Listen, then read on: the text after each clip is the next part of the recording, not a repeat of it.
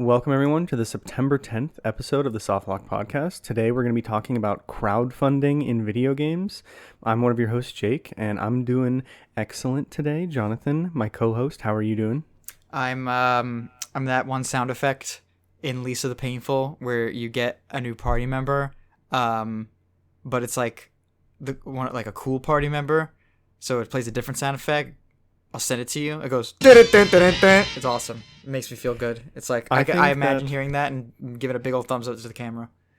I think the people at Serenity Forge and whoever developed Lisa should be paying us because I think you've brought it up on every single episode of the show.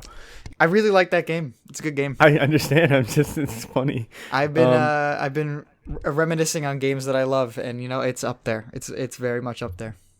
Good. I'm glad to hear that. Yeah. But in case you didn't know, this is the Softlock Podcast. Every couple of weeks, we're going to come here and give you a deep dive on a specific gaming topic. Like I said, today we're talking about crowdfunding games.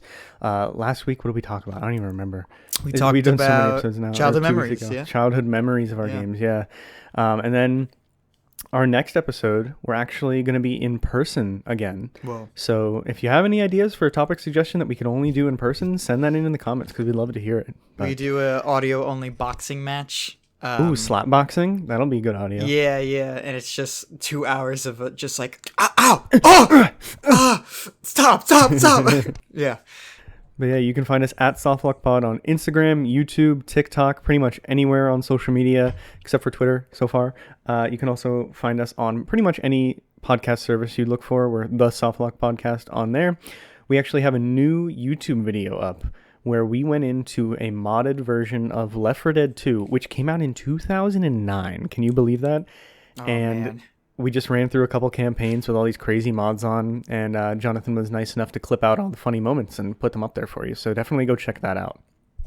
I still can't believe how good that game looks. It really does. It holds up surprisingly well. It does hold up. It's got that Source Engine style that just, it's like it looked old when it came out, so but it never aged since then. Yeah, it's like if you ever look at Half-Life, like I don't know, like if you compare Half-Life to modern games, obviously there's such a graphical difference, but if you just look at Half-Life and just look at it on its own without any other reference, you're just like, this game looks good. It still looks good. Does that make sense? Have you ever done that? They do, but I've the character models in Source have always looked so strange to me. The models are a bit like what do you mean, like the textures or like the animation? I don't really. I mean, definitely the animation and rigging, but that's not even really what I'm talking about. Like just T-pose Kleiner, I'm always like, something just doesn't look right here. I don't know how to explain it. I really think it's because they took, because I believe they made the characters by taking these scans of these. Like, I believe it was very complicated technology at the time, but they took scans of real people and they made them, like, put them into the game, and they just, like, modeled, like, the models after them, so I guess it's not, like, a full one-to-one. Maybe that's it. Maybe, but I don't know. They just always look weird. Like, even in, Half-Life Alyx, I'm still like, oh, man, something's not right here. Oh, really? Even in Alyx? Yeah, and I don't think that's Source. I think it's a different engine, but it's Source the same 2. Same visual model. Is it really Source 2? I VR? believe so. Huh. Isn't... I believe never they mind. made Source 2 just for Alyx. Is that not true? Well, I heard they were going to be porting over CS:GO. Well, Counter-Strike 2 just came out. Is that in Source 2? Let's see. Counter-Strike 2? What? Yeah, it's a sequel to Global Offensive. It was called Counter-Strike 2, but then recently they put a title on it. I can't remember what it is, but yeah, I didn't it's out. know that. Yeah, it's out already, and it's on Source 2. Yeah. Whoa. Didn't they do like the Phantom drop of like they ported all the old Source games into Source 2 just for like... Well, that's like... I think we had this conversation on like the first did. episode of the podcast because I was convinced that they ported TF2 to Source 2, but they never did. They said that they were thinking about it, and they never did. And they never did? As far as I know, no. We I might, don't know. yeah, you know what? We might have to double back. Let's do some actually research. let's talk about relevant things. Yeah. So it's been a couple weeks since the last episode. What you've been up to? What you've been doing? Anything interesting, non-gaming related? Because we're gonna get to that. Non-gaming related. No, pretty much zero going on. I mean, we talked about Seattle. Ever since then, I've just kind of been doing my own thing. So nothing too interesting. Right. But I see that in our notes, yours just says "Let's get serious," and that frightens me. I do have a bit of a serious topic to get into real quick, just because I wanted to get this off my chest. Is that I think I've only been unemployed for like a month and a half, but it's noticeably starting to get to me now, and I don't know what to do about it because Oh yeah. I was convinced that, oh, I don't have a job. This is the first time I haven't had a job in forever. I'm going to focus on the podcast. I'm going to focus on making TikToks and stuff. I just, like, I have no motivation to do anything at all nowadays. It's bizarre. I don't even like applying to jobs anymore because I've done like 6 or 7 interviews and they just lead to dead ends and I'm starting to get discouraged. And it's, Yeah. I don't know. I don't know if I would just kind of wanted to see if you were experiencing some of the same things because I know you're in a similar situation. I mean, I see a lot of stuff online, young people like us posting and venting about these issues, and it is so widespread. So many job markets are just extremely hard to get into, especially if you're new, and even people who are experienced are having issues getting jobs in certain fields. I was talking to my cousin who is trying to get into healthcare, and she has to, she did all the schooling, and now she needs her residency hours or whatever, and she needs to pay the hospital that she's working at to get her residency hours. I've heard that that's a thing. That's crazy. Healthcare is so hard to get into right now, and just so many other fields are so difficult to get into. But you're certainly not alone, and I feel like I have felt that for most of my life as well, because like living in New York City, and I really think that a big issue with job markets with us, because you also live in a city not as big as New York City, but you still live in a sizable city.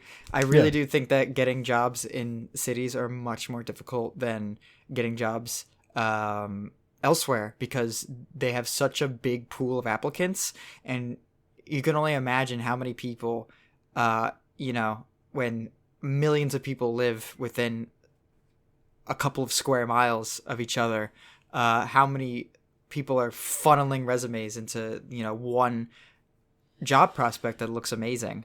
So it's crazy. Living in a city right now it's tough. It's very tough.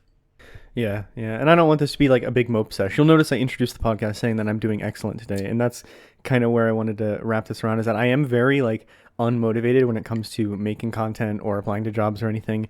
But at the same time, I've been in school for like what?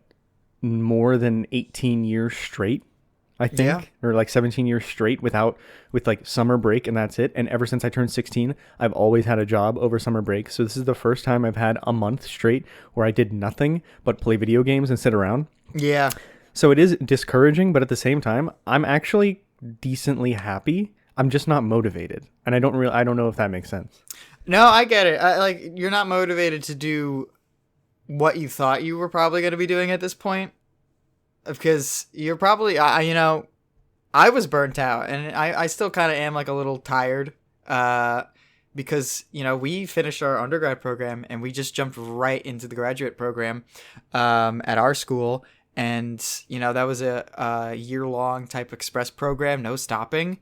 You do college for 5 years, and then that final stretch, you're just no breaks or no nothing. We're finishing it and we're tired. Yeah, maybe that is what it is. Like the last 3 weeks, I've only put in a couple applications, and for the most part, I've just been like looking at my calendar of like, damn, I should really be doing something right now. But then I just go play video games instead, and I don't want to like get into a cycle of like becoming, mom's basement guy. Yeah. So I have been trying to go back to the gym and stuff, and I'm like feeling it out, but we'll see. I don't know. I just kind of wanted to get a barometer to see if you were feeling some of the same things. Oh So yeah. Well, you glad to should have hear you seen kinda me. are. Yeah, you should have seen me. I'm a little better now, because I took what month? The month that we moved out, I came back home and I was with my parents, and I said, I'm not doing anything for the rest of the month. I'm not, like, zero. Don't tell me to do this, job wise. Like, don't tell me to apply to this. Don't tell me to get a job tomorrow. This month, I'm doing nothing. And I Yeah. set that boundary immediately. And that was helpful. But you Yeah. might need to get that real month-long hiatus, perhaps. I mean, like I said, for the last 3 weeks, that's pretty much what I have been doing. For the last week, I was like, I'm off. I'm not applying to any job. I'm not doing anything. But then over the last couple days, I've been like, trying to get back into it, and I'm feeling it out. But, I think we'll be okay. Everything's going to be all right. I just kind of wanted to check in real quick, get that mental health check, Yeah. make sure everything's doing good. Everyone makes it work. Yeah, absolutely. But enough about that. Let's bring it up to a little bit more of a cheery note. Yeah, like let's we talk said, about we're gaming. not. Yeah, let's talk about gaming because I mean, let's be honest. That's what we have video game addiction. That's why we have a video game podcast. Of course. Now, okay, I've been thinking about this a little bit. Let me take you on a little side tangent. Do you think that you're addicted to playing video games? And I know that someone who has an addiction can't admit that they have one until they're ready to come back from it. Do you really think that it's an addiction? So I played, when I was younger, I always played so much video games, more than anybody else that I knew, just because that was my thing, other people had, that was like other people had their hobbies, whether it was like sports or, like, I don't know, painting or biking, I don't know. But my hobby was gaming. That was like the thing I put my effort into, that I wanted to get good at and to become knowledgeable in. So growing up, everyone always made jokes that I was addicted, for pretty much until I was maybe like 17 or 16. That was just like constant, like, a chatter thrown my way that I was addicted. And I know that addiction means that it gets in the way of your life. And I have not let it get in the way of my life. I've gotten 2 degrees. I've had plenty of jobs. I've had plenty of internships. I'm able to get my work done. I've never been like, oh, I'm drowning in this because I put off my work to play video games. So I would say a resounding no. I am not addicted to playing video games. However, when I have a lot of free time and I'm playing a really good game, sometimes it's hard to get me to eat and pee. Yeah, that's kind of where I'm at too. Because I was thinking about it the other day. Because like I said, all I've been doing is like I look at something, say I should do that, and then I go boot on my Xbox. I'm like, damn, am I addicted to this? Is this like taking over my life? But then I really associate it more with like, let's be honest, like League of Legends, online multiplayer, sit at the computer, MMO for hours a day, not eating, or if you are eating, it's all DoorDash. You never leave your room, kind of thing. I'm not like that. Yeah. So I don't know. I think we're doing a little better than that. I think you know. Well, I think other people around you would know. It wouldn't be like a question. You'd be like, "Oh, I'm worried about that guy." But yeah, like at the end of the day, we're responsible individuals. Yeah, at the end of the day, I do still see games as toys. Like, for all intents and purposes, these are just really expensive adult toys that we occupy ourselves with. It's not like something I need, I don't think. Oh, man. I could not say the same, unfortunately. Really? I think my quality of life would be significantly diminished without just this medium of entertainment. I mean, yes, but, like, at the same time, it's like... If you went on that trip to Seattle and you brought your Switch with you, but for the most part you weren't playing games, and it's like, yeah, you checked in every once in a while, and there's mobile games and stuff like that. But I feel like if video games just dropped off the face of the earth right now, I'd probably just like start watching a lot of movies and be fine. You know what I mean? Yeah, no, I think that I would adapt. I would adapt and overcome, and I would probably get into something awesome, like personal health, and I become like the most jacked dude on the block. But I really think that I would be sad if one day we woke up and a nuke went off, like a EMP nuke went off, and it destroyed every video game in the world, and / no new video games were ever going to be made again. It was like the E.T. Atari fiasco in America. Wait. What? If there was a ban where no new video games were going to be created ever again, but you can still go back and play the old ones, that would be my dream, because I'd finally be able to catch up on the backlog. Yeah, okay, yeah, that wouldn't be too bad. Like, if I had all the old ones still, like the ones that I already possessed or the ones that were already created, that wouldn't be that bad, right? I would still be a little sad because I'm like, oh man, is like, Like, this is it. It's finite now. But hypothetically, if we lost both past and future video games, I would be really sad for an indeterminate amount of time. I really would. Don't go to prison. Yeah, well, that's something I think about. I think about going to prison. I'm like, oh man, these guys are getting out 10 years later, and there's like 8 more Souls games. Yeah, but they're just like, oh man, I gotta pick up 9 years worth of Madden. That's true. That's 9 true. years worth of Call of Well, Duty. you could just get the most recent Madden. You don't need to. Yeah, You don't need to be like, I need to experience the Yeah, career mode of Madden 2017. Luckily for us, we do still have our Nintendo Switches and our Xboxes and our PlayStations. So what have you been playing the last couple weeks? I played River City Girls on the What Switch. happened to us playing that together, Jonathan? Oh, I didn't think you were gonna get it. I have it. You have it on Xbox. I have it on Switch. Oh, that's true. So one of us. I may have lapsed on that part of the memory. Yeah. So one of us was gonna have to give, and I was out, and it was like the only game that I don't care. So I I'm was just like, fucking all with right. you. I mean, I would actually play it again. I really liked it. I think you would actually genuinely. I think you would like it more than I did.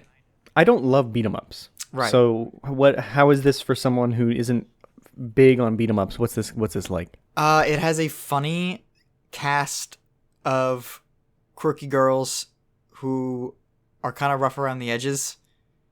And I just feel like you would form a kinship between one of them. Specifically probably the scary one, to be honest with you. Yeah. And it's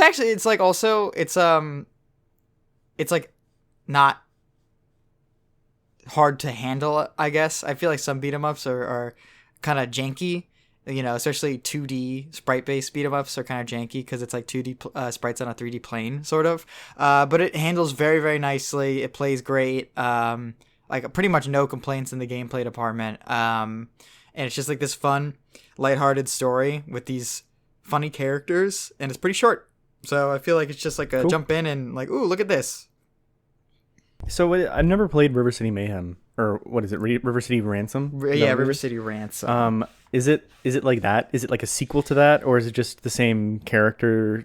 So I don't know anything about it. It's actually quite interesting. And this is actually so River City Ransom is part of a larger series called Kunio-kun, which is like the name of the main character. And then he also has his buddy Ricky, who's the second player.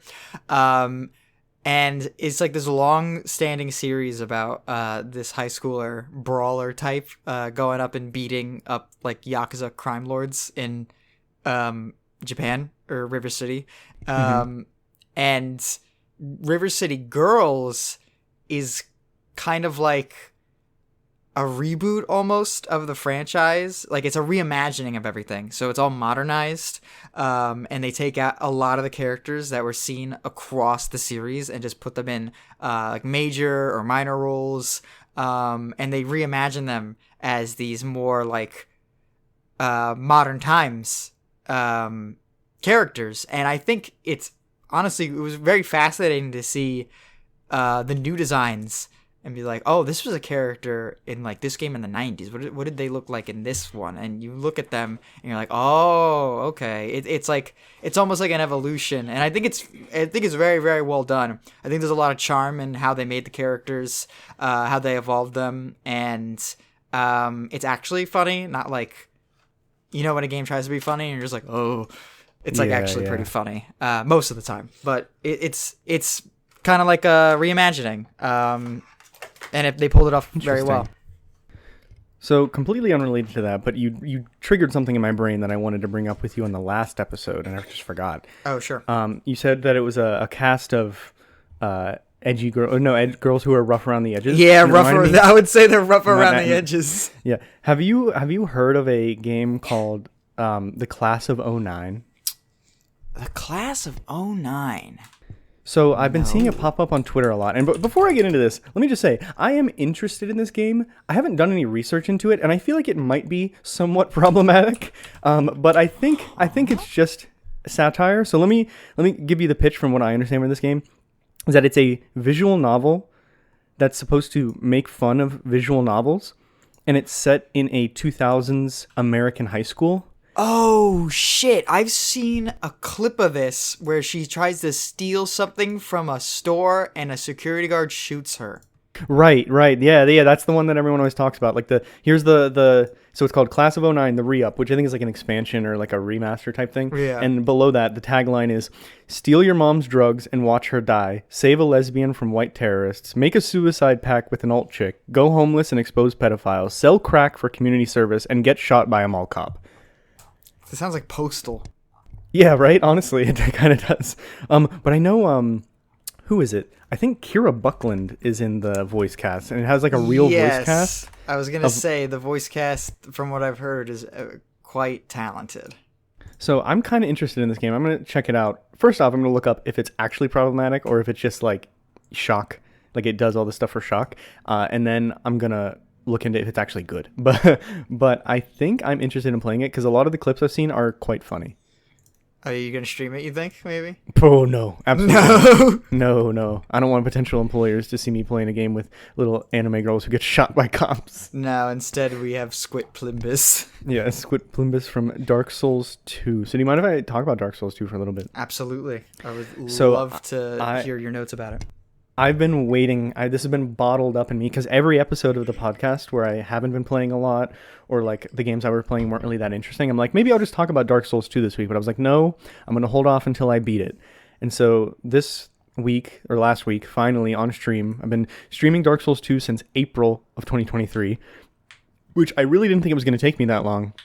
Turns out if you only play a really long Souls game about 3 hours at a time, it takes quite a while to get through it. And can I just say real fast, Dark Souls 2 is probably the longest Souls game, not counting Elden Ring. It's a very long game. I have seen that. I know that now. I did not know that going into it because I was like, I just finished Dark Souls 1. I just finished Demon Souls that year, so I was like, okay, yeah, it'll probably be about that length. It'll take me like a month or two to get through it. No, 6 months or 5 months. You could probably, if you ever stream Dark Souls 3, you could probably finish it in like a month and a half. That game is short. You can beat it in 8 hours. Yeah, especially now that I'm committing to the longer streams. This game made me commit to doing longer streams because I had to get through it. I think it's a good move. It's interesting. Yeah, and the only areas I did off stream were the DLC areas. Everything else I did on stream, and frankly, I think that was the best way for me to play it. Because I always love playing the Souls games where I kind of like go through an area once by myself, see if I can figure it out, and then go through it again with a guide to go back and pick up all the stuff that I missed. But having the stream there of like, if I get stuck on something, I don't have to go to a guide. I can just like kind of go to the chat and be like, does anyone know the solution? Or if no one knows the solution, does anyone have any ideas for what I can do? And that usually helped me get through it. And by that, I mean, you were in the chat most of the time and you know the game like the back of your hand. So that helped a lot. Yeah. But I loved playing it on stream. And I think if I played it off stream, I might not have liked it as much as I did, which I was kind of worried at the beginning that it would be the opposite, that streaming it would make it worse for me, but it made it so much better for me. I would love to stream a Souls game that I know intimately. I really think that'd be so much fun. That would probably give me a newfound appreciation. Yeah, like the first game I ever streamed was Fall Guys, but like the first full game that I ever streamed was Bloodborne. I played it from start to finish, and I knew it well, so I was able to be like, "Let's look at this. Have you guys seen this? You know about this?" And it was cool to do that. But this one, I had no idea. I didn't know anything about Dark Souls 2, except for the 2016 save file I had in Dark Souls 2, where I barely made it through the things betwixt and got to Majula, and I think I gave up after that because I couldn't figure out where to go. Yeah, Majula would be like that. Yeah, so, but I really loved the world and the variety of areas that you go to in Dark Souls 2. Way more than one, way more than Demon Souls, which was already very varied, but it was like all connected this time. It's so far, even comparing it to like, so I think I like the style of like the Gothic world of Bloodborne, the Victorian architecture and stuff a little bit better. But the world itself, I think this might be my favorite out of all the FromSoft games I've played. Just really, I do more think than so. Elden Ring.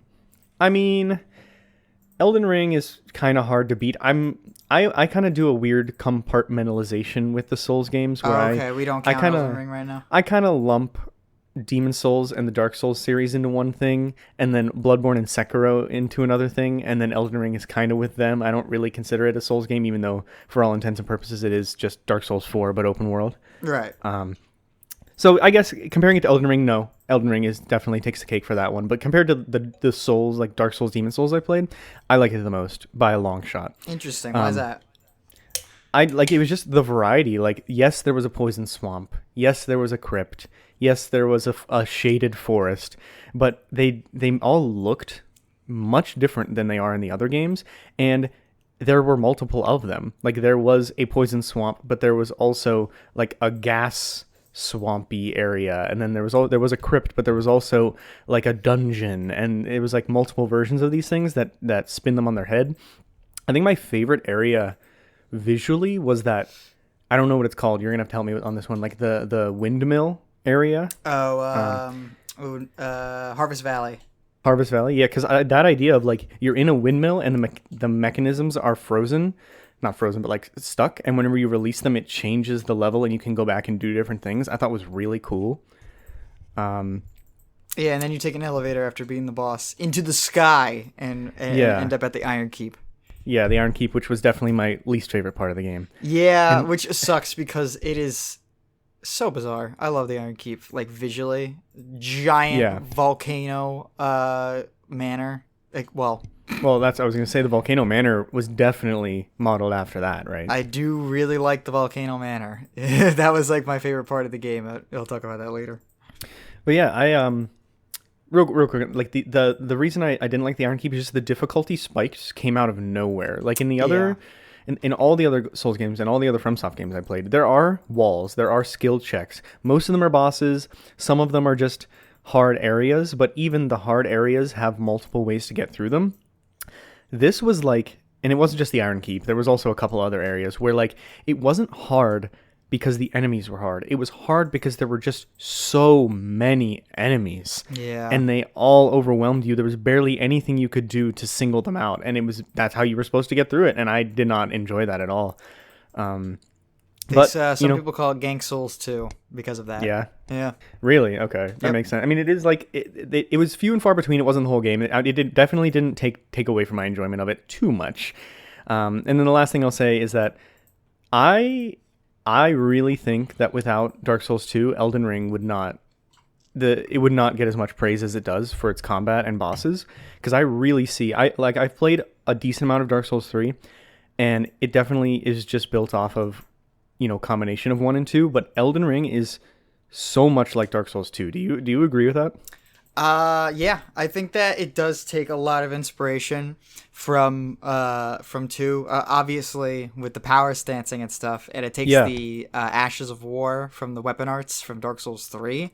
But I really do think it does have that like that DNA in it, especially with the variety of weapons and stuff you get in Elden Ring. Like Dark Souls 2 has so much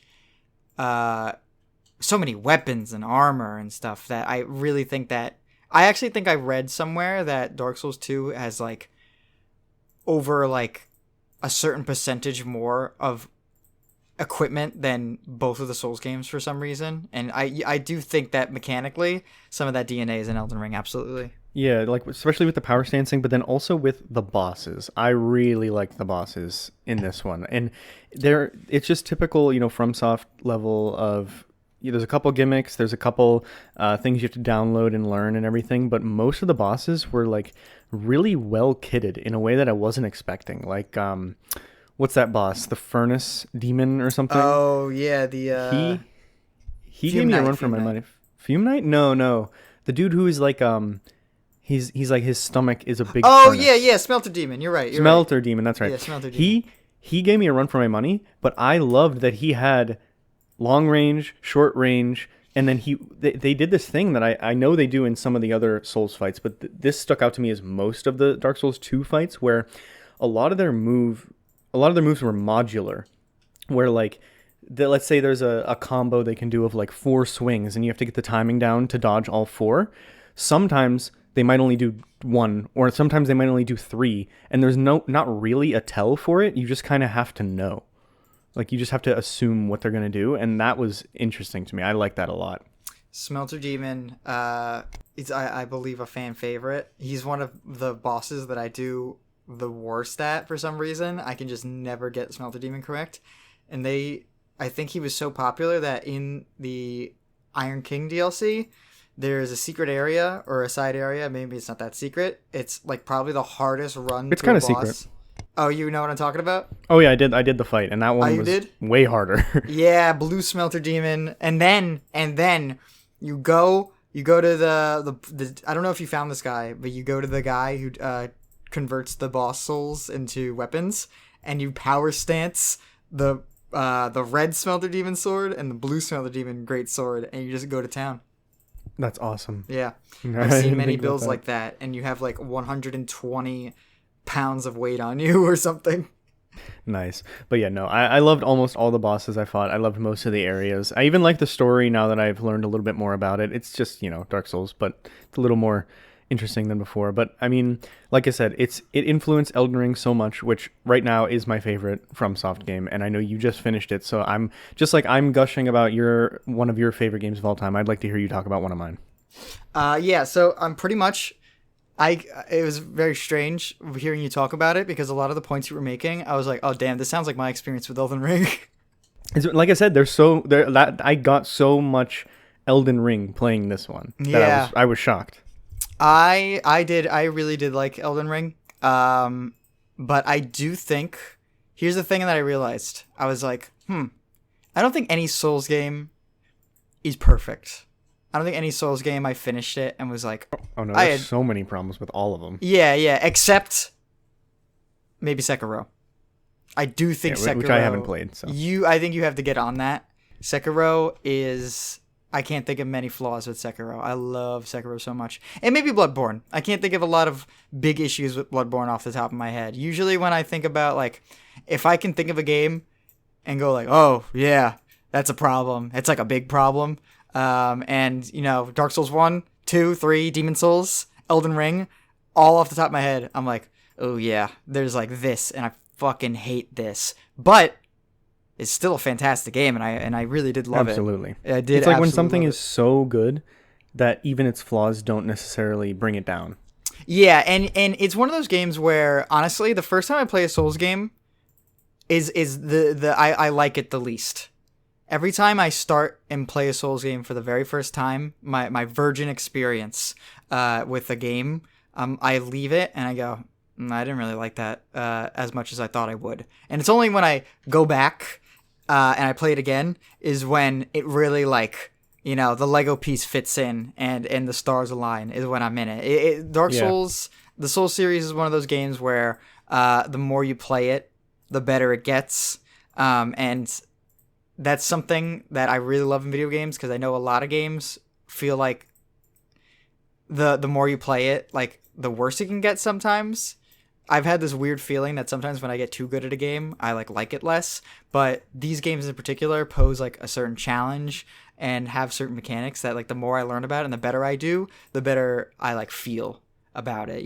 Like they just, I don't know. It's about gaining that knowledge. Yeah. I think I'm the opposite for that. Really? Why is that? I think I enjoyed Bloodborne and Elden Ring less on every subsequent playthrough, but not much less. Interesting. Like, my first playthrough of Elden Ring was so magical that I immediately, obviously I took like a couple days off to gather my thoughts, but the first thing I wanted to do was go out and write a review. Like, I was like, I want to give this a 10 out of 10 and I don't even need to justify it.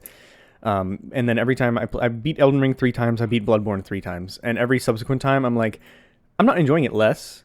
I'm just kind of not getting anything new out of it. Interesting. Yeah, I don't know.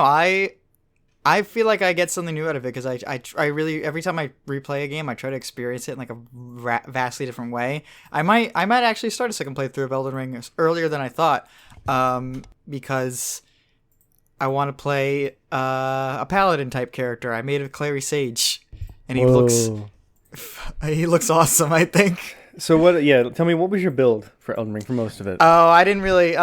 Truthfully, I really think that part of my experience might have to do with my build, because I was having trouble making one. I did like a faith build. I did a faith dex build, and interesting.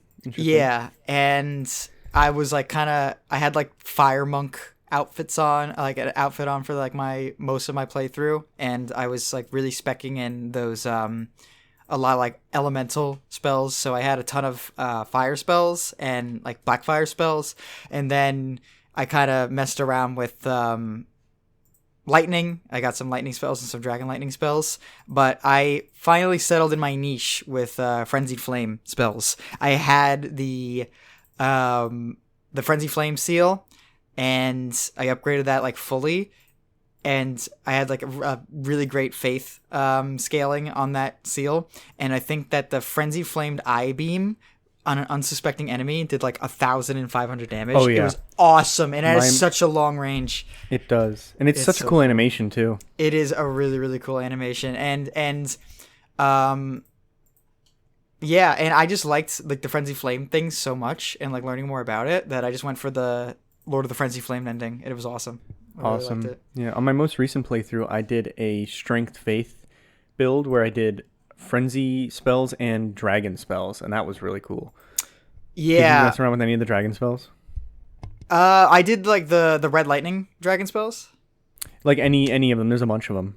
Oh! Are you referring to like the actual like summoning like the dragon head and like? Yeah. Yeah, I got some of those. I got Smarug's like magic breath or something like that, and I would like jump in the air and just destroy a group of enemies, and that was always fun. Like I see so much potential, and variety with people's builds, which is not something that I could say for a couple of the other Souls games, but in this one, they really did not pull any punches. Every weapon class, every spell class, incantation class has so many different things to choose from. You know, in like the earlier Souls games, even in Dark Souls 2, if you're like a faith build, if you're doing like a faith paladin build or something like that, and you want to do like healing spells, you want to be a cleric, you don't have any offensive spells. Like the only thing you really get is lightning spear, and that's it.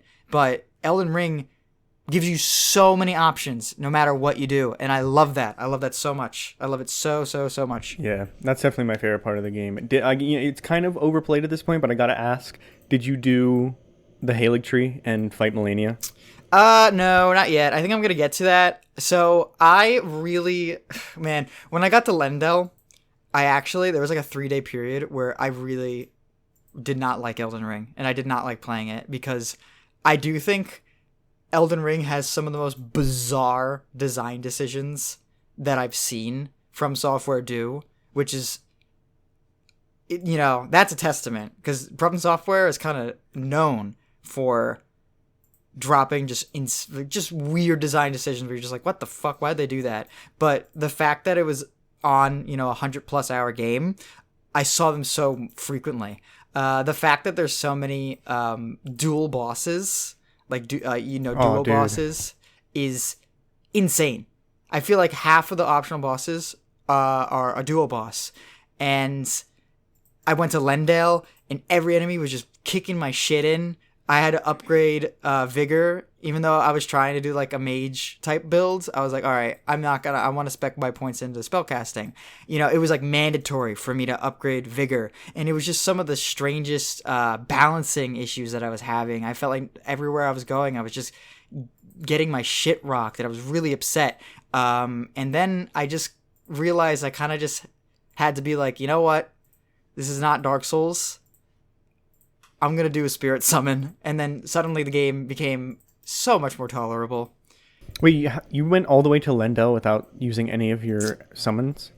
I didn't really... Or you mean like an online player, or you mean the ashes? Like the spirit summons. I really didn't want to use them, because my experience with Dark Souls, I've played all the Souls games except for Elden Ring. So I was like, I'm ready. I'm ready for this game, and I'm gonna like try to solo it as much as I can, and it, for a person who, I feel like, and this is what I've seen online as well, for people who are familiar with the Souls games, I feel like they're more likely to dislike Elden Ring compared to people playing Elden Ring as their first Souls game.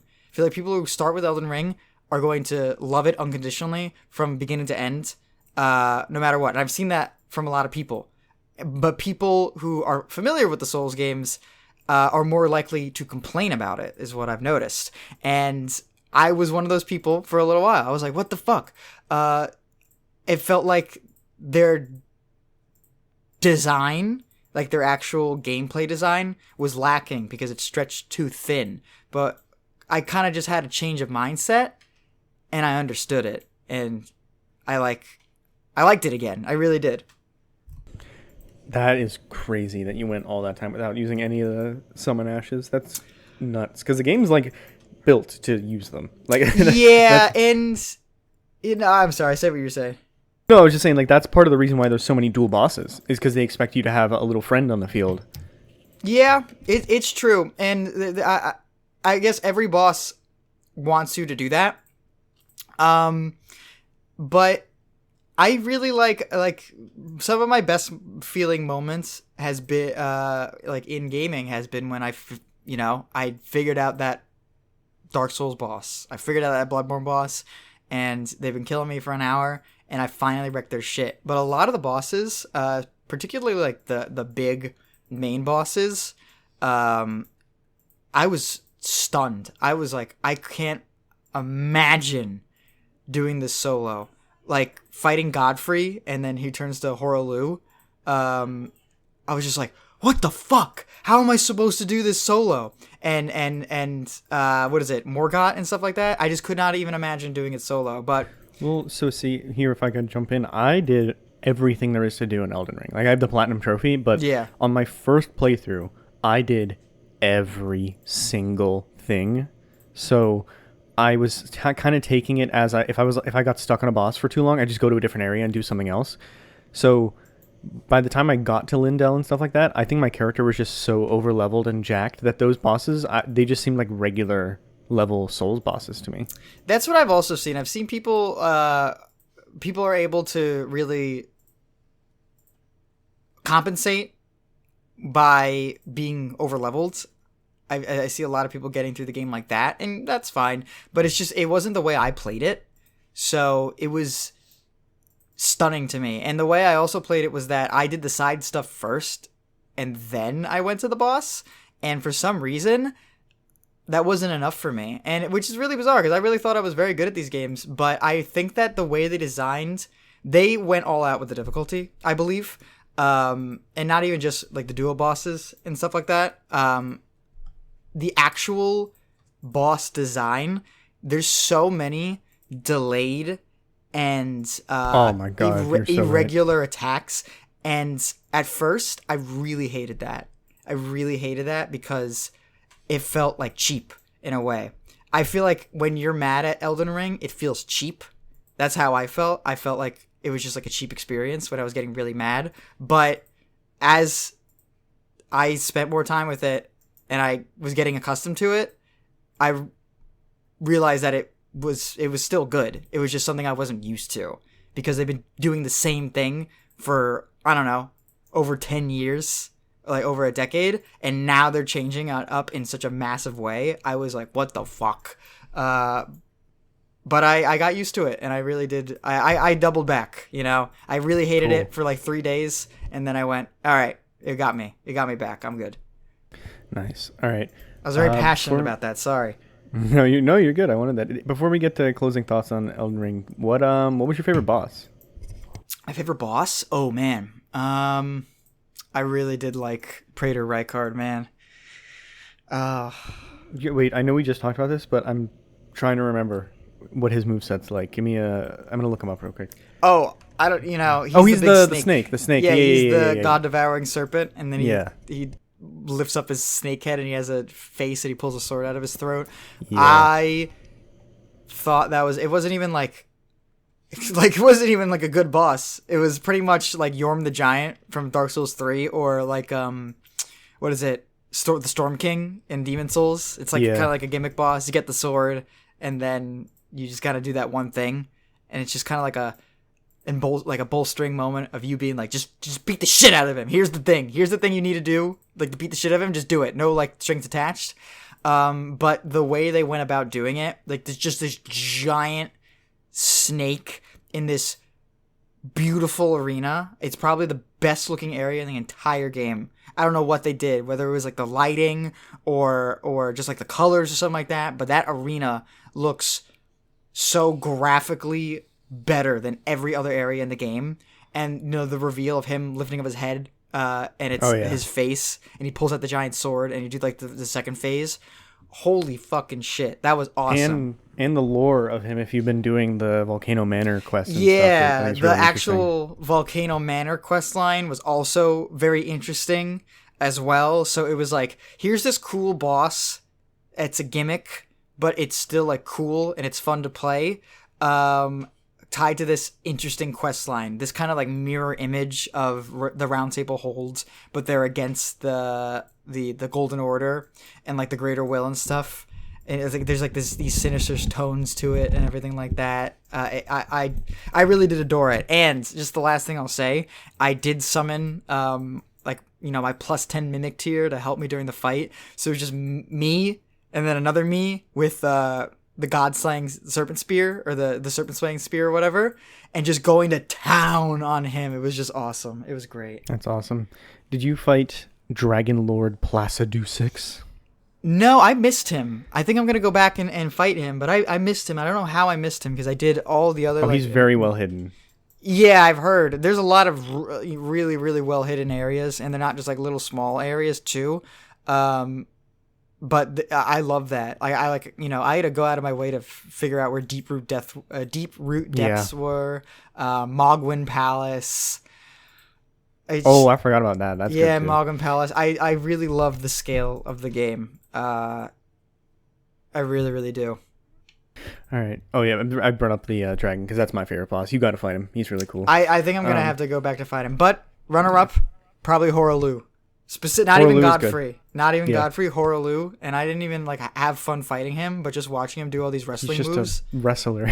Yeah, it was awesome, man. It really was. So, all right. Enough about Elden Ring. Those have been our thoughts on Elden Ring about a year or two later. Yeah. Oh God, when did that game come out? Over a year ago. Damn. And that DLC's not even out yet. That's crazy. I'm excited for that. Yeah. Oh, I'm scared. Today, our topic of the show is crowdfunded games. So, I mean, that's pretty much just Kickstarter, but I know some smaller indies are funded on things like GoFundMe and things like that. But I mean, pretty much Kickstarter is the big one. So just off the top of my head, every time someone talks about a Kickstarter game, the first one that comes to mind is Undertale, which I think a lot of people don't even know was a Kickstarter game because it's so popular. Yeah. I was doing some research and it looks like they raised $51,000, which his goal for the original Undertale was $5,000. I was going to say 5,000 as a joke. Yeah, no, it was $5,000. And you have to assume that game has made him like over $10 million, $20 million since then. I don't know. Man. Can't even And so imagine. the thing with Kickstarter is that he had this idea for this Toby Fox, the creator of Undertale. He had this idea for Undertale. It was a Mother 3 like where you don't have to fight things, and it's just his personal like brand of humor and all that. But no one's gonna fund that, and he just kind of like, I'll just work for pennies if I can get it funded. Let me go on Kickstarter and see if I can get people interested in this. Next thing you know, it spreads through Twitter like wildfire, and he's raised 10 times the initial goal for it. And that's what let him be creative and expand his ideas to make Undertale what it became, which is why he's so successful now. But without that support on Kickstarter, that game probably just ends up as a demo, as a game jam type thing that never even sees the light of day. That's it's also crazy. a very reasonable budget. I think I've seen so many, and I've not seen, like I can't name off the top of my head, but I've heard of so many Kickstarters that have absurd budget goals. Well, I think that's because they've seen success of other games like Undertale and other things that they know you can get the money on Kickstarter, so they just set their goals high, whereas he set his goal low and just exceeded it. Yeah, he went crazy, and now he probably doesn't have to work another day in his life. Well, that's why Deltarune is not being crowdfunded. Straight up, he's just like, yeah, I made bank off Undertale. I'm funding this one myself, and I'm taking my sweet-ass time with it. I'm going to look this up. How much money did Toby Fox make? I tried to look into it, and it's all speculation and conjecture. But if you like take the number of sales of the game just on Steam alone, it's definitely in the tens of millions. It is. I mean, I'm sure, I do believe a decent chunk goes to Valve or something like that. Yeah. But imagine. But it's also on every other console. Yeah, right. And it's a chunk of $20 million. That's like kind of the number I'm seeing right now. A chunk of $20 million. You could spare a little bit. Just a little. Yep. But that's not including. Think about how much money Hot Topic probably pays to whoever runs the LLC for Undertale right now. You know what I mean? Like all the merch, all the events, all the spin-off things. Like that, it's crazy. Do you think he's ever going to sell the property one day when he's like older and he doesn't have any plans to do with it, and then we're going to like see it become like a corporate IP that has like, you know, like shitty sequels coming out? I doubt it. Because as much as I like to rag on the Undertale community, I am definitely like a super fan of it, and I follow it very closely. And it's one of those things where like fangamer.com is the only website that can make merch for Undertale, and they just license out their merch to other stores. Like he is very protective of the IP and who he gives it to. So I don't think we'll ever see something like that.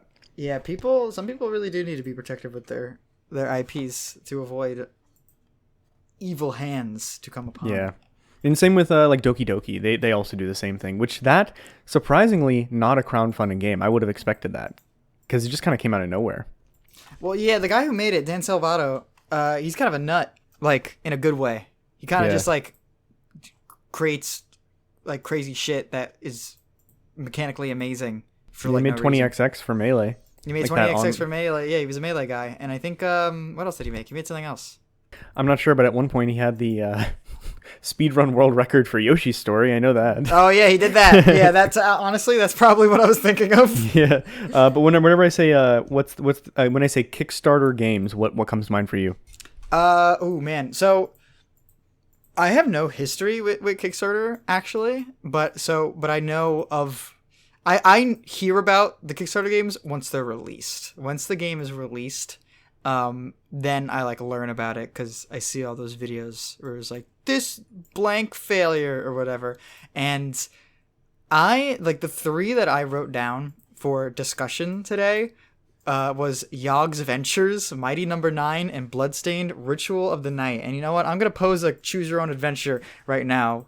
Which one should I converse about first? Do you think? I know about the failure of Money Number 9. I know about the success-ish of Bloodstained. I know nothing about Yogg's Venture. I assume it's Yogg's Cast adjacent? Yes. So I also know almost nothing about Yogg's Ventures because there's nothing to it. There's like, you can't find anything about it. I couldn't find any like, what is it? In all the years of me knowing it, I've never heard anything about the gameplay or what it was trying to really be. All I know is that it had over $500,000 raised, and then it just kind of whimpered out. People were just like missing deadlines, weren't doing the work. Probably, I imagine, mismanagement and people who were underqualified or didn't really know what they were doing, and they just could not deliver on the product. And then it just like was gone.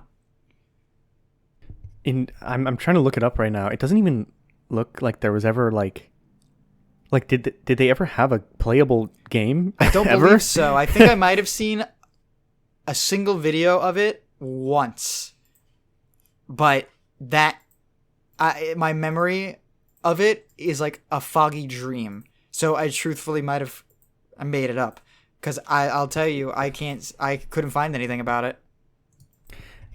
Is this like you have to assume that they saw like Angry Video Game Nerd, the game was successful, so like we can do that, right? Angry Birds? Angry Video Game Nerd? Oh, Angry Video Game Nerd. I'm sorry. I think you said Angry Birds. Angry Birds. I think Yogg's Ventures was before AVGN. I think AVGN Adventures was around 2014, 2015. I think Yogg's Ventures was early 2010s. I think it was around 2012 or something like that. Wow. I didn't know. Yeah. I mean, that's crazy. Yeah. So they hit their goal and then just nothing happened? Yeah, pretty much. I mean, I believe there was like updates from the actual Simon and I don't know the other guy, Honeydew. That's his name, right? Oh, I don't know. I watched the Yogscast maybe like 3 times my whole life. Yeah, it's the dwarf, the fantasy dwarf guy. Yeah, Diggy Hole. They released like a statement being like, we're not happy with what this game is coming to be, and we don't think it's happening, pretty much. And I believe they offered refunds, and the article I read said that they advertised a completely different game made by a different studio and said, play this game. This is what we wanted it to be. That's awesome. Yeah. That sucks. Imagine you're a studio and you get the IP and you're gonna make a game about like these two people who are like your figureheads, and they come out and they're just like, yeah, man, this sucks. This whole situation sucks. That would be so demoralizing to be on that team. Let's talk about the opposite end of that, Mighty Number 9, where it's not the figurehead comes out and says this sucks. It's the figurehead is so behind that this is the greatest game ever made, and just no one believes him, but they all want to believe him enough that they trick themselves into it. Mighty Number 9 is a tough cookie to talk about, I think. Have you played it? I have not, but I did recently play all the original Mega Man games, and they're not very good.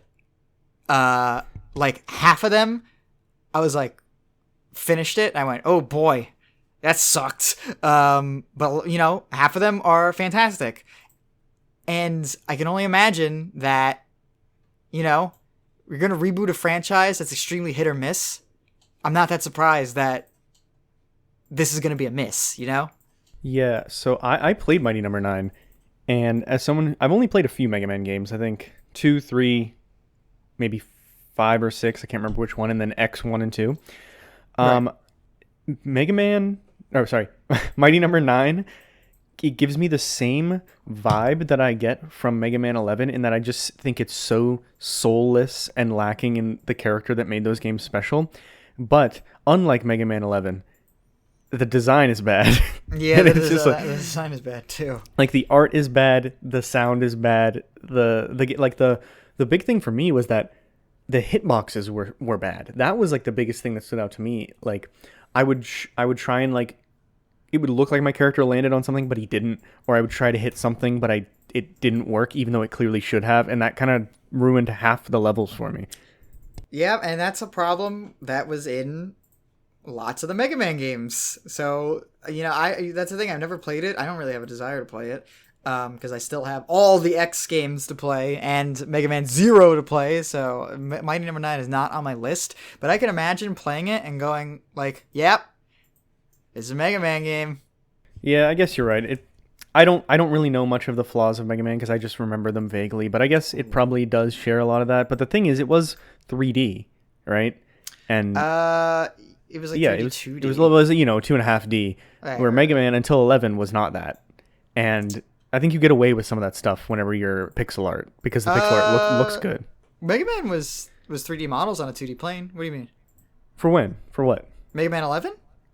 Yeah, no, but Mighty Number 9 came out before Mega Man 11, though. Oh, you're okay. You're right. Yeah. Either way, I don't know. It's just kind of a shit show that ever happened, and I'm and I feel really bad because I feel like Mega Man fans, people who really like the Mega Man games unconditionally, you know, they really like this game, and that's not a problem at all. If you like the game, you like the game. But I feel like there's a lot of people who are like, the hidden gem, Mighty Number 9. It's like, no, please. I feel like it's just because it was Mega Man a time where Capcom was not making Mega Man, and Mega Man fans deserved better than that, let's be honest. Mega Man fans do deserve better, but Capcom is too busy with their other IPs. Capcom will put a Mega Buster in all of their other games, but they will not give you Mega Man 12. Absolutely not. Because it's like, I don't think the desire is there anymore. I don't think Mega Man 11 sold well at all. And I really just don't think people are into Mega Man the same way as they used to be. Because there's so many of them. They still have so many to choose from, honestly. If they really want to actually get people back on the fucking horse, you remake something that people have been, or not remake, or just make something that people have been wanting. I don't know, new Mega Man X game, but like, you know, actually innovate like you did with the Resident Evil remakes and Monster Hunter World and shit. I don't know, do something. Here's what you do. What? You make Mega Man Mania. Like, What? Sonic Mania is what Sonic needs to be, not Sonic Superstars. Mega Man Mania, just remake some of the classic Mega Man levels and worlds and include some new ones. Make it 2D with updated pixel art and updated music, and it will sell. I don't care what you say about how 3D sells better than 2D. That will sell. It will sell. And you know what? Hire fans. Give some fans a job. Don't do not get the old director from 20 years ago back who's still making NES games, because he's going to I'm going to make the NES game. Yeah, a lot of these like retro reboots or revivals, when the fans do it, it's always better because they know what they liked back then and they lean into that, but they don't just do the exact same thing. Yeah, exactly. I 100% agree. Yeah. So let me talk about one of my success stories that I comes to mind as well. Not Mighty Number 9. Okay. Is Broken Age, which formerly what was it? Double Fine Adventure. Double Fine Adventure, I think was what it was called. Have you ever played Broken Age? No, I don't even know what that is. Oh, you don't? Okay, so you know Tim Schafer and like Double Fine Adventure games and all that, like of course, Grim Fandango. Oh, okay. I do know what this is. I've seen it, but I don't like actually know what it is. Yeah, so Broken Age is an adventure game from Tim Schafer that basically brought Double Fine back from the dead after Psychonauts and what's the Jack Black game, Brutal Legend. Oh, dude. The main character's voiced by Elijah Wood. Yeah. I think I don't know. I never played Brutal Legend. Yeah. But then there's also I mean, Broken Age is voiced by Elijah Wood. Yeah. Sorry. So I played Broken Age in 2014. I don't remember much of it other than that I loved the characters, and that's probably why, because Elijah Wood. But yeah, of course. Like, it was actually really good at acting. But I remember I do not like point and click adventure games. That is, you want me to ignore a game more, put point and click adventure in the tagline. I've played Grim Fandango. I don't like Grim Fandango. I've played I'm trying to think of some of the other classic ones that I don't even know, like any point and click adventure I've ever played. I just am not about it. Like Monkey Island. It is a bit antiquated. You have to really have grown up with it to like it, I think, right now.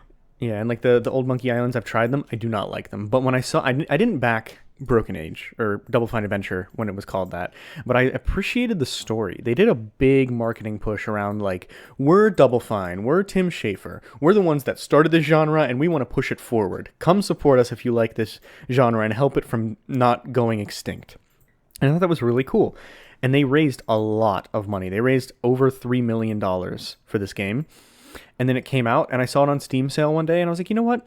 That was a really cool story, how that game came to be. I'm going to try it out. And I adore Broken Age. Oh, okay. In a way that half expecting you to say that you fucking hated it. No, I adore Broken Age for the story more than anything. But the way they packaged the story into the point-and-click adventure was way less obtuse and intrusive than some of those other ones I had mentioned. And I think they really did push the genre forward in a major way. And then they made Psychonauts 2. So I don't know when they're going to get back to their roots. They didn't make the new Monkey Island. Nah, I think they made some remasters. Okay. Either before or after. I think it was after. I feel like I've recently heard about who made the new Monkey Island game. While you're researching that, who? Because Monkey Island wasn't Tim Schafer and Double Fine. I knew that, but I thought maybe they had gotten the IP because it was kind of like an Xbox thing now. Because Double Fine eventually acquired by Microsoft. No, it's the original person thing. Oh, it is. So, yeah. Yeah. They just released Return to Monkey Island. Yeah, I was trying to see who made that. I thought maybe it was put under Double Fine some way, but no, it's not. No. But yeah, what were you gonna say? Sorry. I was gonna say you got an answer faster than I thought. But I was like, I would play Broken Age just to hear Elijah Wood's vocal performance. Honestly. Yeah, I mean it's good because it's 2D animation in a not stop motion, but like a very unique style that you can kind of get away with the lip syncing not being all that and stuff like that. So I liked it a lot. Yeah. That might be the first experience of me playing a PC game where I was like, this should be on PC. You know what I mean? Right. 'Cause I played it so long ago where I hadn't played a lot of FPSs on keyboard and mouse yet. So I was like, I would not want to play this without a mouse. It felt right. It felt correct. Anything else stand out to you from Kickstarter? Yes. I know you know about Bloodstained Ritual of the Night, right? I do. I know a lot about it. I think we actually had a little talk about it on social media with one of our followers before, that I know a lot about it, and I know that it's very Castlevania and a lot of people love it, but I've never played it. I've never even thought about playing it. I don't know why. It's you have to be into Castlevania, I think, and Castlevania hasn't made a Castlevania game in I think the last one they made was Order of Ecclesia, which was in early 2010s, late 2000s, something like that. So it's been a while. But yeah, Bloodstained Ritual of the Night. I'm a big Castlevania guy. And it was, it was one of those stories out of the many where the original director or some person who was very involved in the original series was coming back. They were like, I don't work for Konami, Capcom, whatever anymore. I'm gonna make the next game in the series, but it's not gonna be called this game in the series. And it got $5.5 million, over $5.5 million for Bloodstained Ritual of the Night. Apparently, here's the thing, because no one fucking talks about Castlevania, probably because they haven't had a game released in over a decade. But Castlevania is extremely popular, extremely popular. Probably it's more popular as an anime now. Which we got the new one coming up soon. That trailer's so good. Yeah, with Richter, baby. I might have to watch that. Honestly, looks pretty good. You should watch the original. It's so good. Yeah, I don't know how I'm gonna be scared to see Simon, or no, Trevor. It's Trevor, right? Yeah, it's Trevor. I'm gonna be like scared when I hear Trevor say like ass. Like, I don't know. You said I'm not a Castlevania person. I have no idea how Trevor is supposed to be portrayed in the games, but the Trevor in that show is one of my favorite characters in pretty much anything. Oh no, I have no clue how Trevor's supposed to be portrayed either, because he was just an NES sprite who doesn't talk. But it was just like, it's just like a strange thing to hear of. And I'm honestly surprised, I'm getting off at a side tangent here, surprised they're skipping straight to Richter. No Simon. Well, Simon's the main guy. So I was like, are they ever going to talk about Simon? I mean, I think they probably... I don't know the inner workings of this, and now that I'm trying to vocalize it, it doesn't really make sense, but my very uneducated opinion is that I bet someone at Netflix / Konami was kicking around the idea of we should make a Richter show, because I don't know if you know much about the creator of the Castlevania show. He's like a big Castlevania guy. He loves the lore and stuff like that. Right. As far as I know, he's not actually attached to this new one, but someone in the executive team over there had to say something about, we want to do a Richter show, and I bet that influenced Richter's inclusion in Smash Brothers. I bet that's what happened, because they plan these things so far out that you have to imagine that the talks were happening around the same time. Yeah, I believe I can believe that, and also I do believe it was a better move that they didn't make a show about Simon, because he's not very popular. I think it was a good idea for the first Castlevania show. I don't know if this is like a new season or if it's a completely different show. It's a different show. Okay. Yeah, the first Castlevania show was like Trevor. He was kind of like the first mainstream Belmont who kind of like kickstarted, Origin of Dracula, show, all that shit. And then Simon is just kind of there in the games. Like, he's like the main guy who's like probably perceived to be the main character possibly. But everyone loves Richter. So it's like, all right, well, let's just skip Simon. Let's just do Richter. Richter. I think it makes sense, honestly. How am I gonna loop this back? Yeah.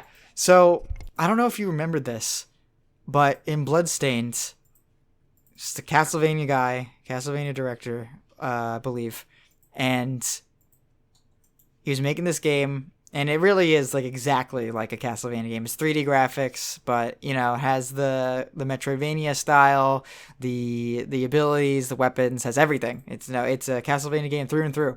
But when the game was first in development, people got so pissed about how the game looked. And truthfully, it did look pretty bad. And by the time he made a release date trailer, it's like... It's like a Giga Chad move he made. He makes this, like, the first half of the trailer is him sitting in this like big dark like dining hall, and he's sitting at the edge of the table, and he's like sipping a glass of wine, and he's thinking about the beta of the game, or not the beta, the beta when the game's like almost released, like the pre-release footage of the game, and it's overlaid with footage of comments of people saying that the game looks cheap, the game doesn't look good. They're getting worried about how the game looks because it just does not, like, visually, the game just looks like bleh. And then he takes like a big swig of wine and he goes, I'll prove them wrong, and he throws it across the room or some shit like that, and it cuts to him upgrading like all of the graphics, like every single thing in the game to look like much, much better. And it was so funny to me that I bought the game, and it was actually pretty good. But I think you should watch it. I think you should watch it again, because that wasn't even like the, like Bloodstained Ritual of the Night YouTube channel graphics update. That was the official release date. That was the official release trailer. That was like, the game's out. Yeah. Check this like out. The launch trailer. Yeah. Yeah, and I think that's a cool move to be like, yeah. I hear that was the thing with Bloodstained, was he took a lot of community feedback, and I did. remember there was a lot of updates for that game that changed not only like performance, because I remember it performed very poorly on console when it came out, at least on Switch, and also updated a lot of the balance and like changed the way items worked and stuff. I was shocked to see that. I think that's the best case scenario. That's how you should do it. If you're, crowdfunding your game, you're taking people's money before the game's even out. Yeah. You should listen to them. If you're like, Mighty Number 9 Div, if you did not take $4 billion of money from people, and you were just like, I want to make the game I want to make, and I want to make a NES Mega Man game, you should do that. But if you're taking $4 million of people's money who want to just make your game come true, you have to keep them in mind, I think. And I think this developer for Bloodstained did that. He kept the people who helped him in mind before the game actually came out. It was important to him. And I think that's they got all those spin-offs as well. Like, he wanted to keep them fed. Circle of the Moon. Yeah, the 2 Circle of the Moon games. Circle of the Moon? Yes. Oh, okay. I knew it was something of the moon. Which those look interesting. It kind of reminds me of Infernax in a way. I talked about Infernax a long time ago. Yeah. Or no, it's Curse of the Moon. Curse of the Moon. Oh, Curse of the Moon. Sorry. Circle of the Moon is a Castlevania game. But yeah, and those are throwback NES titles, and they're almost like bonuses. It's like I've heard a lot of people say that they're kind of better than the original, but like I said, I don't know. Yeah, I believe that. Like, Ritual of the Night wasn't phenomenal, but it was good. It was a good game. All right. Before we move on to some of our experience with Kickstarter, I just want to put out there that at some point, Harmonix, the company that used to make Guitar Hero and then Rock Band, were doing a Kickstarter to put Rock Band 4 on PC with Steam Workshop support, and they didn't reach their funding goal of, I think it was $2 million. Oof. How did that not reach? That sounds awesome. It does sound awesome, but you're sitting down for this. I am. Unfortunately, Guitar Hero was just a really long fad. I know it was, but it was such a big fad. Okay, it's a good fad too. Yes, it's you're right. One. You're right that it was, and that everyone had to have it in like the 2000s and 2010s, and then after that it kind of fizzled out. But tell me, have you ever met someone who doesn't like Guitar Hero? Ever? I have never met someone who doesn't like Guitar Hero, but I've met people who don't like the music of Guitar Hero. And as the years go on, more and more people are into different genres that are just not conducive to playing guitar. It's, Guitar Hero Live was like Imagine Dragons. It's like, okay, I guess that makes sense because that's, the big hot new band that comes out and they use guitars in their songs. But the Guitar Hero 3 Legends of Rock, I'm playing Slayer from the 80s, and I'm doing speed metal. I remember playing a ton of like Guns N' Roses on there. Guns N' Roses and stuff, and I think that people just don't care as much anymore. You're able to get away with that in the 2000s because it was still kind of popular then. The people still had a lot of admiration for those bands now, but ever since the 2010s hit, it's like rock music is fading out almost. It's scary. Yeah, I don't know. I still think on Steam Workshop it would have been awesome because you could have put any song in there, presumably without, I don't know if there were copyright issues or whatever. But that's true. But also, Clone Hero exists. I can't imagine people were looking at Rock Band 4 and we're going, oh man, I'm gonna move on from Clone Hero. Step aside. But Clone Hero didn't exist in the same way then. Like this promised guitar support for all of the major consoles. Like, they would find a way to connect them, even the Wii ones. Oh, wait. When was this? I'm gonna look it up, but funded? it wasn't recently. So let me put it this way: I know for certain that this Kickstarter failed before Clone Hero introduced drum support. So at the very least, that should have been a selling point. Yeah. I also think that like gaming peripherals, which was another episode we did, The crowdfunding campaign failed in April of 2016. Oh wow. So that's a while ago. I didn't even hear about that either. It really just must have not have picked up steam. That sucks. I also think that games with needed extra peripherals are an extremely hard sell now. I know that like you just said that you can use it would have controller support for all like the other controllers, but I think just the idea that you have to have that, you have to bust out the old controller that may or may not work. That I think that turns off a lot of people like automatically for some reason. Yeah, fair. Think about fucking what was it? Starlink Battle for Atlas. Yeah. Dude, I was gonna buy it. I was like, ooh, I'm gonna buy that game. Found out you had to get the statues. Never mind. Yeah, you couldn't. I think you could play some of that game without the Toys to Life, but I don't know. You could, but like, it's discouraging because you're gonna buy this game, and then you're like, you can't experience it to the fullest unless you get all this stuff, and you're just like, man, well, that kind of it hits the brakes a little bit, you know? It kills momentum. Yeah. So. Man, I'm just bummed about this Rock Band thing. Yeah. I know you're not a big Kickstarter, right? Have you ever Kickstarted anything? No, literally zero. I've never even been on the Kickstarter website until I've done research for this video. Wow. I podcast. I used to be big into Kickstarter. I like to get all the, up and coming tech and like little proof of concept stuff. I would never go too hard and like donating a bunch of money to anything. But I've Kickstarted a lot of board games, and every single board game I've Kickstarted I've enjoyed and felt like happy with my investment. The only two games I've ever Kickstarted were a puzzle platformer called Balthazar's Dream, which is a very beautiful pixel art platformer where you're a dog and you're having a dream while you're sitting on your owner's lap while he's in the hospital about to die.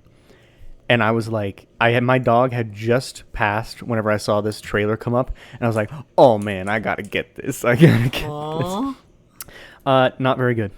Game, it's not very good. I played about an hour of it, and I was like, yeah, I'm good. I'm good. No. Oh, you know what this kind of looks like? Kind of reminds me of the Deer God.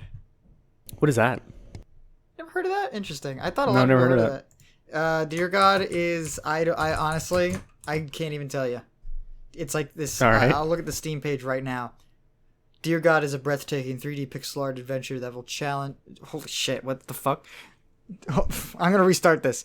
The Dear God is a breathtaking 3D pixel art adventure that will challenge your religion and your platforming skills. It's a game about survival, reincarnation, and karma, all set in a breathtaking and unique 3D pixelized world. Feast your eyes on the beautiful lighting, day and night system, and it just ends. It says NVA, and it just ends. Well, see, what? I'm looking at this. The Balthazar's Dream is not as beautiful as this visually, but it has really good animations, and that's pretty much what sold me on it. Was that the animations were really good, but the platforming just wasn't great. They had these really cool enemies. It was like kind of like Lovecrafty and like shadow beasts that you would fight as a dog, and I was like, that's so funny and cool. It just ended up not being all that great. But like the Kickstarter only raised about $5,000, and it was a small game, so I don't have buyer's remorse. I'm glad that I kickstarted the game because I'm glad that this guy got to realize his dream and his game, and hopefully learned more about making games in the process, and that he won't just go and make another shitty game after that. You know what I mean? Yeah, at least you didn't funnel several $100,000 into it. It's just like, all right, it's cute. Yeah, it was a small little game, and it was all right at best. But, good on you for trying. The other game I've kickstarted is called Fraymakers. Do you know anything about Fraymakers? It's kind of going under the radar, which disappoints me. Fraymakers? No. So Fraymakers is a Smash clone. So it's much in the style of Super Smash Flash. Oh, if you remember hold on. that. I have seen this. Yeah, Yep. because it has Octodad as a main character, and And then the guy from Rivals of Ether is a main character, and a couple other Downwell. Downwell. Yeah, yeah. But the really, I'm That's a not good pleased. I'm not super pleased with the selection of like custom made characters that they have. Although they are really pulling out all the stops for it. Like they do Smash Brothers style reveals. They have a bunch of assets and websites that break down their backgrounds and stuff. I'm on their Discord server a lot for this game, and they always talking about like how can we make this character better? What animations do you want? Like what kind of style would you like to see in animation for this character if you've played the game? I know they have the Bit Trip Runner is a character as well. Yeah, And I yeah. remember seeing that he was one of the characters where they actually had to end up changing some of the animations because like the community was like, well, in the 2D games and then in the 3D games, Bit Trip's very different, and I feel like you're leaning more far into one side of it where you should represent the whole thing, and you were like, oh yeah, sure, why not? But the really big selling point for this game is that it has a incredibly in-depth character creator, like Mugen style for this. Oh shit! Really? Yeah, that's the point of this game. Like, I don't think they really expect a lot of people to want to play a Smash Brothers with all these indie game characters that much. The real selling point is that, Rivals of Ether recently introduced like a Steam Workshop support with a bunch of character customization things. Have you seen that? Yeah, I have seen that. They got And some that's, really like- crazy ones too. Yeah, that's crazy, but it is very limited to the like kind of like the moves that they already have, and you just have to build off of those kind of. Yeah. This is super in depth in a way that first off it allows like custom scripting, and it has it'll include certain like tutorials and stuff that'll teach you how to make your own characters with completely from scratch moves and abilities and things like that. Whoa, I'm kind of And- looking at some of the what's it called? It's the assist characters or whatever. They got Pepino, bro. Holy Wait, shit. really? Yeah, they got Pepino. Well, this seems to be MacLeod Gaming on X. Yeah, Yeah, not on Twitter. And it's a tweet from 2020. Wait, what the fuck? Oh yeah, they have the Among Us as a assist as well. I know that. It's 2020 and Pepino was already on the roster. I guess They Pizza Tower's been in development for a while. So MacLeod Games, people who are making this game, are like super supportive of the indie community. So they'll like an indie game will be announced, and the next day they'll have an announcement for like a Framemakers thing because they were already in talks with them of like helping them support the game. Like yeah. the guy from VVV is in there. yeah, they got Fancy Pants. Yeah, and Fancy they Pants have Chicory is in there. the gorilla from Ape Out. Yeah, like tons of things are supported like just within the game, but then there's a whole custom sprite maker built Yeah. in.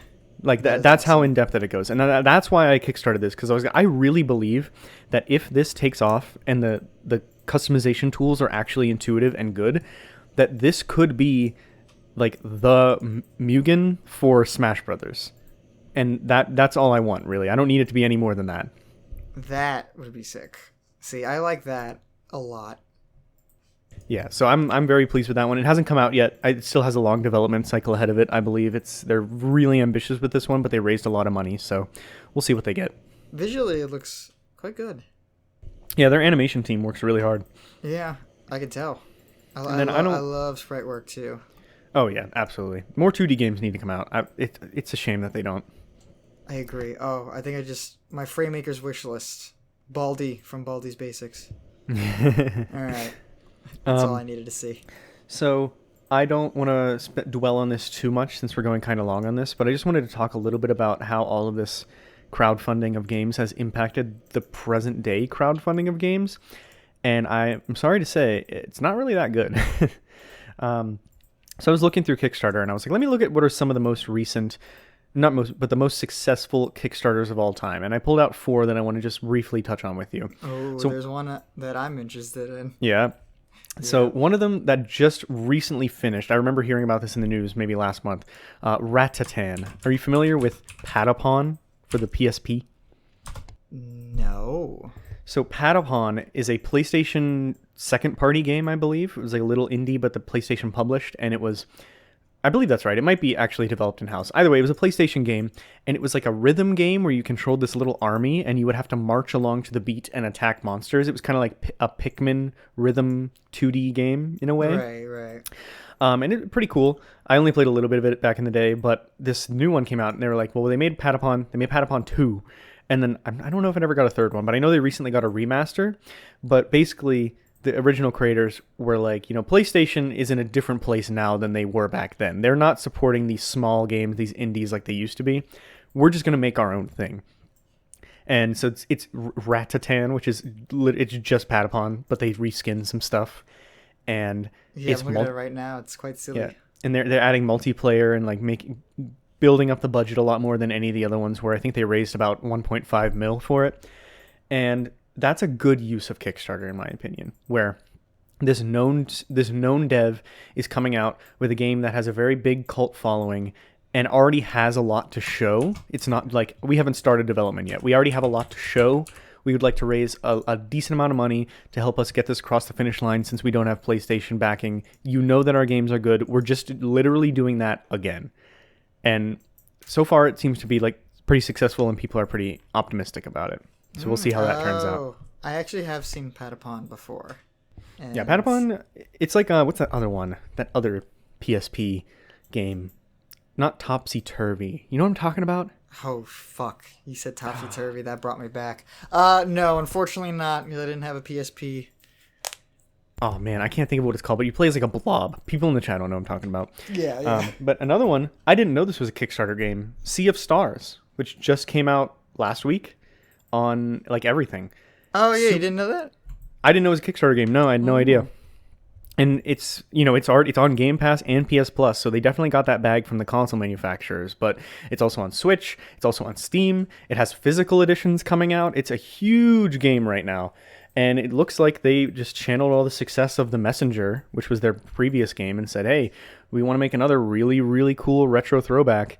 Here's what we have to show for it. Let's get some money. They raised just over $1 million, and then they sent it to the moon, and now it's incredibly successful. It's probably going to be in the top games this year. Oh, wow. Did it reviewed well, it seems? Yeah, it did. People have really, really good things to say about it. I want to play it before the end of the year for Game of the Year stuff. I really think I would be into it. Ooh, yeah.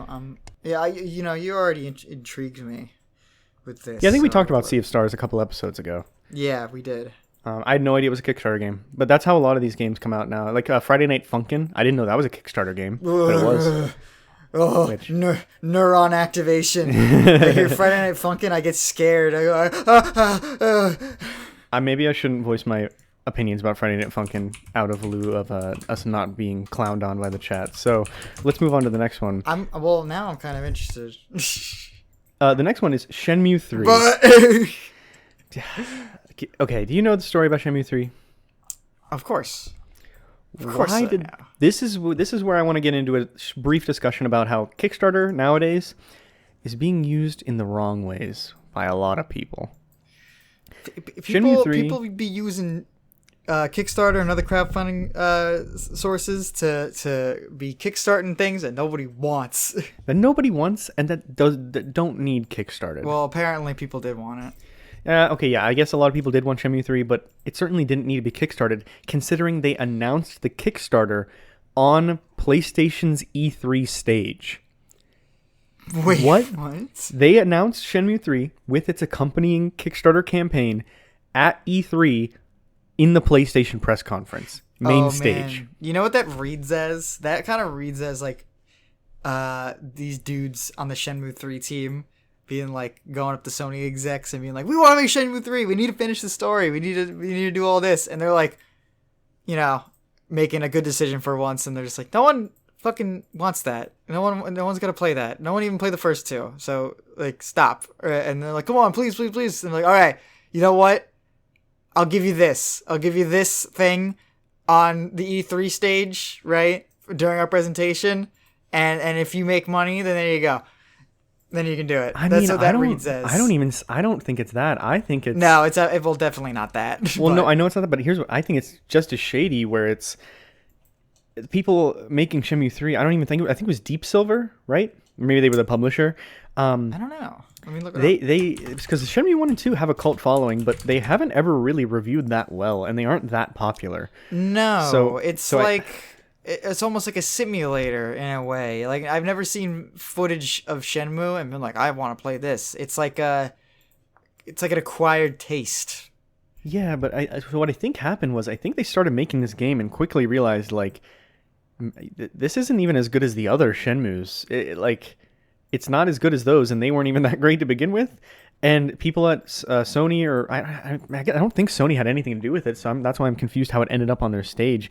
I think some deal was made where this company, the publisher, said this game doesn't look that good, but we're already so far into it that if we cancel it now, we're gonna go out of business. Yeah. So we need to confirm that we're gonna make some money off of this. So let's do a Kickstarter to see if we can get some money in-house before we put out the game, because if the Kickstarter fails, then we're fucked. That's kind of what I think happened. I wouldn't be surprised. I really wouldn't be surprised. I just don't understand. Man. And then one that I know that's what happened is Wonderful 101 Remastered. So I have Wonderful 101. Wait, was that like a horror story? The Wonderful 101 Remastered? Yeah. The game was done before they started the Kickstarter. What? Like, it was never confirmed, but from all accounts and from everything that it looked, the game was already done when the Kickstarter started, and they literally just wanted to make some money because they were worried that it wasn't going to sell. What?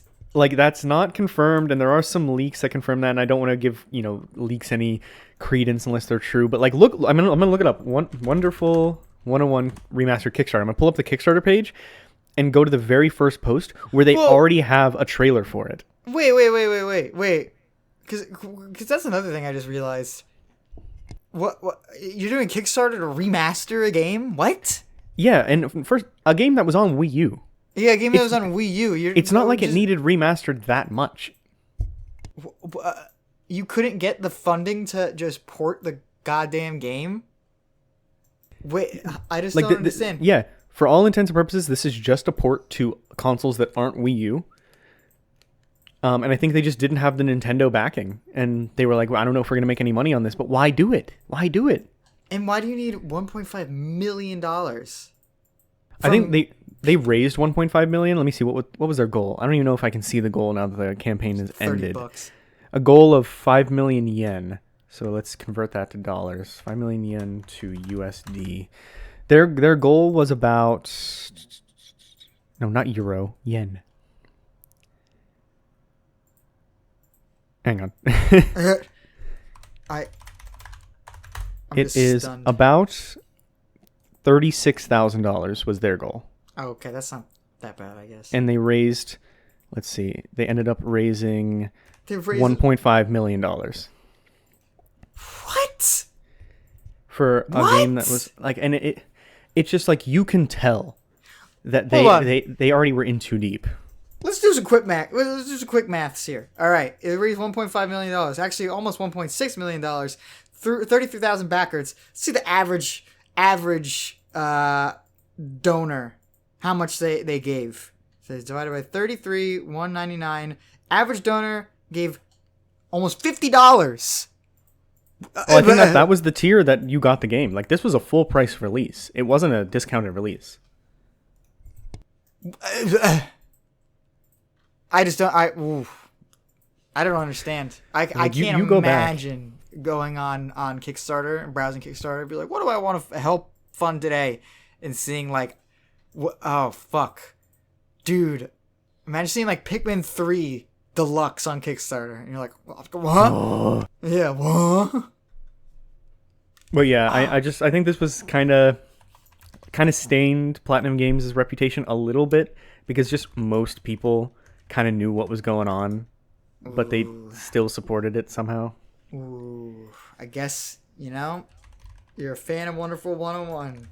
Were that many people a fan of Wonderful 101? Here, I found a news story. Platinum Games admits... Hang on, I have to agree to cookies. Platinum Games admits Wonderful 101 Kickstarter had nothing to do with raising funds. It was more about gauging interest. You don't gauge interest by That's- collecting money. Damian McFerrin from Nintendo Life has an interview excerpt from Gamatsu, who says, "Well, the actual reason we decided to do a Kickstarter campaign was not for funding at all. It was more about gauging interest in the Wonderful 101. This is a game we've always wanted to revisit at some point, so we thought it would be a good opportunity to bring fans together, unite them, and gauge interest, all in essence to release the game. So it wasn't really about the funding at all. It was about self-publishing, bringing fans together, and revisiting the Wonderful 101. It wasn't about funding at all. That's why we put it on our $1.5 crowdfunding website. million. It's a crowdfunding website. No, this It's was not 100%. about funding. This was 100% Platinum Games being like, we have this game already that's basically ready to go and be ported, but we want to They probably couldn't find anyone to publish it because Nintendo wouldn't do it. So they probably couldn't find anyone. They were like, let's just self-publish it. But what if we don't make it? This is like risk management for them. Well, that's a shitty risk management. Absolutely, and I cannot believe it. That is vile. I can't believe that. Yeah, no, I can't believe it either. I just can't get over, like, also admitting the fact that they flat out admitted that it wasn't about the funding. You took people's money. I guess they got the game, but yeah, like, it's basically what just is taking that? pre-orders. That's basically all this was taking pre-orders under the guise of, if enough people don't pre-order, we're just not going to release it. Wow, I can't even imagine. But there's there's thought process behind the person who decided that. There's stuff like this happening from some of the bigger companies now. Like the Shenmue 3 thing also sticks out as like, these bigger companies using Kickstarter, just never trust corporations to begin with, but the way they're using it really makes me concerned that we're going to see more of this in the future. Well, and because funding places like this, crowdfunding sources like this, aren't meant for mega corporations. You know, yeah, it's they're for Toby Fox. Guy. It's for Toby Fox. It's for Toby Fox to make the best game in the world and make $20 million by himself. Man, but there is all these little indies we've talked about, but there is a shining hope of a big company that is using Kickstarter in a good way, and that's the Square Enix Collective. Have you ever heard of this? No, I have not. So this is a really interesting group at Square Enix, whatever it is, that go in and help publish and fund indie games. So like Power Wash Simulator is a Square Enix Collective game. What the fuck? That's awesome. That's why they got like the Final Fantasy VII crossover and stuff like that. Oh, yeah. And so the Square Enix Collective will go in and when they see Kickstarters for games like this, they'll actually put in their own money into the campaign, and then sometimes they'll make deals with the indies of like, you know, let us help publish, or let us help do marketing, or make some merch for you guys and stuff. And there's only a couple games under them right now. Power Wash Simulator is definitely the biggest one, but it's something to keep your eye on. If you see a Square Enix Collective game out there, it's something that can probably be trusted because they have a good eye for things. Like they're kind of like Devolver in that way, where they're kind of assembling a brand of Square Enix indies in a way.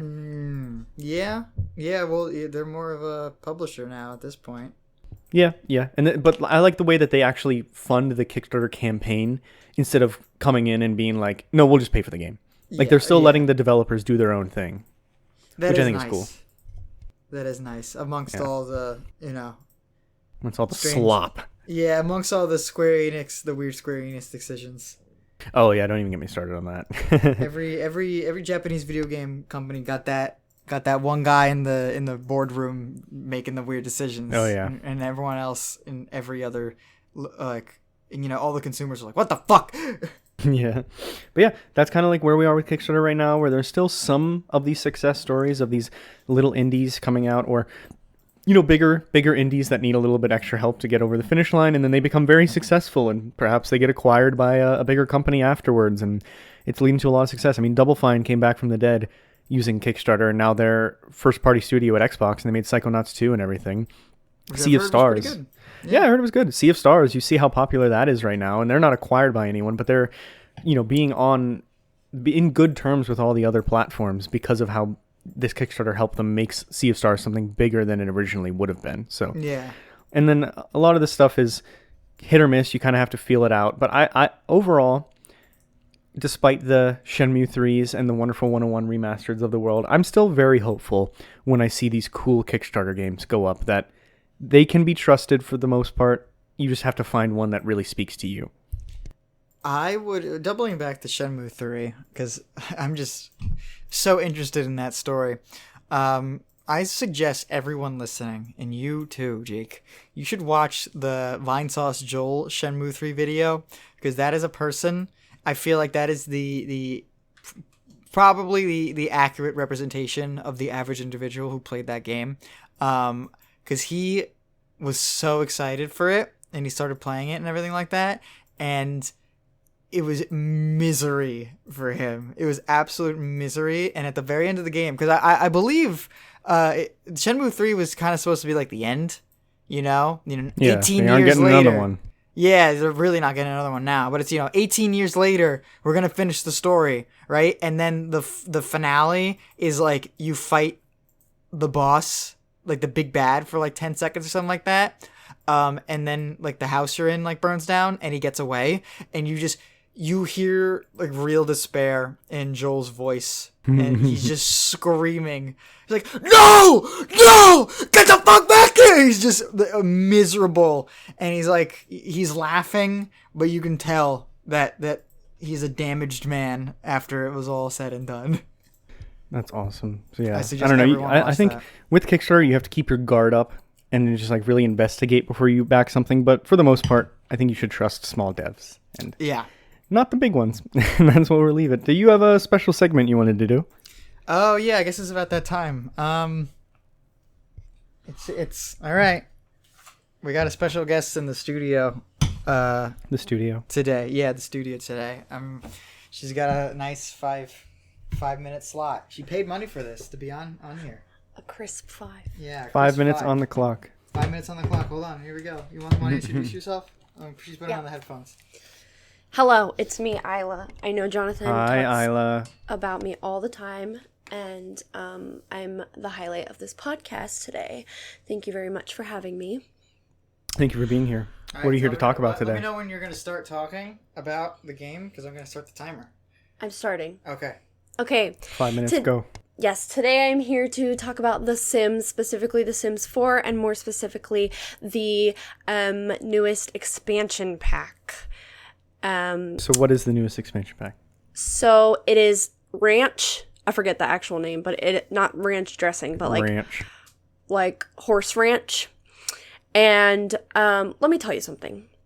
I made a woman, and she likes horses, and so I was going to start her a ranch. So I started her a ranch, got her a little horse, got her some mini sheep, some mini goats. I got far too many. I couldn't take care of them. So as they started to die, I said, I'm not going to buy more. I have 4. I have only 4. Anyway, this is boring. But she found a man. They got married. I said, I think I want to have babies, but it's going to be really, really hard. Actually, baby. Let me clarify. 1 child. Because I'm going to get into this. So she already has a ranch. She already can barely take care of the ranch. She needs a ranch hand. She needs all that. Her house is filthy. Then they have a baby. And then another baby. They had freaking twins. And Jonathan can attest, I'd be screaming. I'd be screaming and grunting and groaning because these kids are a challenge. Because I have a horse. I had 2 horses, actually. I had 2 horses and 4 goats / sheep. And then they had twins. Damn. Do you know how many times my animals have run away? I had a dog, actually, too. I have a dog. He's going to die soon. He's old. No. But I know. It's another situation. Rolf. Rolf was my pug that died on Sims a while back. But anyway, this dog has run away 15 times. My goat recently just ran away because she said, I can't live here anymore because you're not taking proper care of me. So anyway, that's a little update on the expansion pack. But as a game overall, I want to give The Sims a little bit of a review, if that's okay. How old is The Sims 4? Do you know? I think it came out in like 2013-ish. Sims 4? Yeah. Let's see. Sims 4 came out September 2nd, 2014. So this is your Look at me, review I ate 9 that. years later. I ate that up. No, we got it. Oh, you did? Yes, thank you. Wow. And I was almost close. Yes. So 2014. So I have all but 1 expansion pack, I think. So I'm pretty much an expert on The Sims 4. The Simser. My least favorite, let me get into this. My least favorite pack. Let's start with the negative. My least favorite pack is Get Together. Get Together is basically where they added a bunch of clubs that you can join, like organizations you can join, and you can get closer to friends and stuff, which sounds great, right? It sounds super fun. But when you are playing the game, you get about 40 calls a day from people you barely know being like, I have a crush on blah blah blah, should I go out with them? And I say yes every time. They call me like the next day and they say, we went out, I'm in love. They don't ever start dating. It ends there. Like, awesome. I want the Sims that I set up to start dating because there's not enough NPC life going on. So that just constantly plagues me. I just ignore it at this point. I just always say, yeah, go for it. Or they ask me, should I go for the promotion? I'm like, why would you not go for the promotion? Anyway, I don't join any clubs. And then, not to mention, the build mode is so boring. They added, like, just gothic style things. Anyway, my favorite expansion is between Cottage Living and Ranch. I know I only have a minute left. It's between Cottage Living and Ranch because they're really similar. Cottage Living is farm, Ranch is ranch, and you can have, in Cottage Living, you can have cows, you can have chickens, and you can have llamas. And not to mention, every neighborhood that they add with the expansions is actually quite good. Even Get Together, the neighborhood is quite good. But Cottage Living and Ranch Living probably have my favorite neighborhoods. The High School Years has a really good neighborhood too. But anyway, yeah, I only have 30 seconds left. So do you have any questions for me, Jake? Yeah, have you played The Sims 3? Yes, Sims 3 is actually better than Sims 4. However, they gave up on it and stopped adding good expansion packs. So, yeah. Also, Sims 5 might be coming out. That might be just a rumor, but it looks terrible. It has too much customization options. That's something a lot of people are complaining about. I have 7 seconds left. Thank you so much for having me on the podcast. Love you. Thank you for coming through the podcast. Should I buy the Sims 3 entire franchise collection for $182? Yeah. All right, done. Swiping the card. Thanks for coming. See ya. That wasn't the guest. That wasn't the right guest. That wasn't who I are you had. supposed to have on? I got the fucking. I got Toby Fox on. That wasn't him. He's sitting in my foyer. I went out to go get him, and I came back, and she used the 5 minutes. He has to go back to his house. He's in Tokyo. He has to go back to his house in Tokyo. So he said he only had 5 minutes to spare. Damn, that's wasted it on that. Hey, he was gonna tell us. That was not a waste. That was not a waste. We learned so much about The Sims, and I spent $182 on Sims 3. Wait, really? There's a franchise pack for every single expansion for The Sims 3 on Steam for $182. I just swiped the card. When did you do that? Just now. Eila convinced me. Oh, I got 70s, 80s, and 90s stuff. I got Supernatural. I got Pets. I got Movie Time. I got the other ones. I see that you've sent me How to Hobo a Sims guide. Yeah, I just thought you'd like to see that for your own personal enjoyment. Yeah, I like the picture that we got here.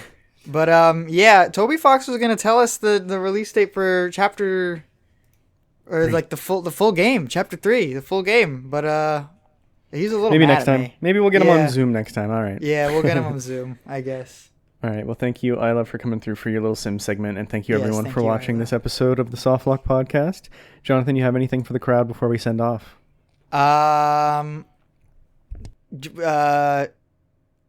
That sound effect again that I said in the beginning. I ask you every episode if you have anything before we send off, and you always have to think of something right then and there. Oh, man. 'Cause what am I going to go? No. That's fine. You say no. It was a good episode. Yeah, well, it was a good episode, but sometimes you need a last. I need you to put that in. Okay, I'll put that in. Okay. All right, that's all I have. There's a reminder that we still need your discussion questions and topic suggestions, so send them in on our Instagram through DM if you wouldn't mind. Reminder, you can find us at SoftlockPod on all social media except for Twitter, which maybe that'll change soon. Probably not, because I don't like the way that X is going. Mm-hmm. We have a new YouTube video up on the YouTube channel where me and Jonathan are playing a crazy version of Left 4 Dead 2. It's really funny. It's only 15 minutes long. I highly encourage you to check it out. And this is a little teaser that we have some big plans for a new series of videos and podcasts in the works. So we'll update you on that in the next episode. Very But exciting. until then, we will see ya. See ya.